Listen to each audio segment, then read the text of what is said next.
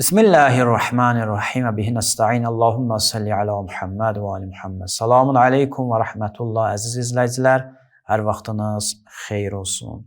Siz sosial şəbəkələrdə çox görürsünüz. Qarşınıza çox çıxır ki, güya ki, Şiə dünyasında, Şiənin fiqhi kitablarında, fətvalarında gülünc, ağla deyək ki, zidd fətvaları var.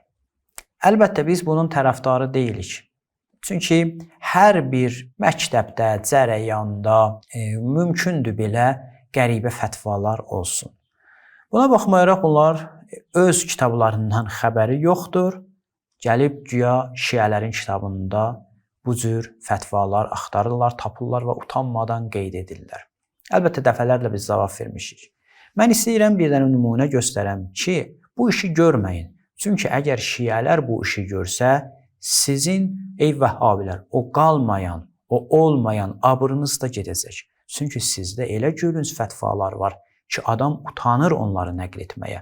Mən hələ bu fərrisini, normalını nəql edəcəm burada. Əl-Fətaval Kubra kitabı kimindir? İbn Teymiyyənin. Diqqətlə qulaq asın. Orada gəlir Əl-Mücəlledul Xamis 5-ci cilddə. Darul Kutubul İlmiyyə Beyrutda, Lubnanda, Beyrutda yəni çap olunur. Nikah kitabıdır. Evlilik kitabı səhifə 449-da. Görün necə fətva verir. Biraz düşünün bu fətva üzərində. Bir az düşünün siz. Deyir və əvla və təhrumul xəlvətu. Xəlvət etmək, yəni tək qalmaq haramdır. Biğayri məhrəmin. Əgər məhrəm olmazsa, yəni bir dənə qadındır, yanında məhrəmi yoxdur. Məhrəm bilirsiniz də kimdir? Həyat yoldaşı, qardaşı, əmisi, dayısı, atası. Bunlar yoxdur da, yəni ona məhrəm olanlar. Deyir ki, xanımın məhrəm olmadan tək qalması haramdır. Kiminlə tək qalması?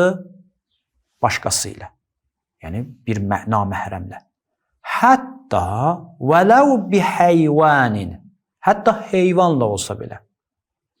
Təsəvvür edirsiniz. Özə misal vurur hansı heyvan?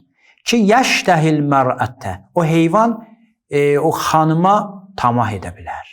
Xoşu gəlir o xanımdan. Əv təştəhih ya xanımın o heyvandan xoşu gəlir. Kəl qirəd meymun kimi. Yəni xanımın haqqı yoxdur. Erkək bir meymunla bir otaqda qalsın. Niyə? Birdən xanım məxsus ona tamah eləyə bilər.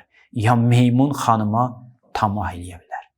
Yəni, doğrudan bu cür fətvaları görüb öz kitabınızda özdə fətva veriblər.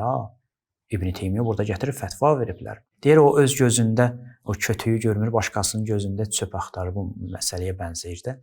Siz öz olmasa oturun, biraz düşünün. Bəzən olur, digər mövzular da bu cürdür. Nə bilim, Şiə kitablarında əxlaqsız hədislər var. Biz göstərdik, yüzlərlə əxlaqsız hədisləri göstərdik. Utandıqlarından girdilər, yeri bir söz də deyə bilmədilər. Ayşə xanımdan nələr nəql olmuşdu.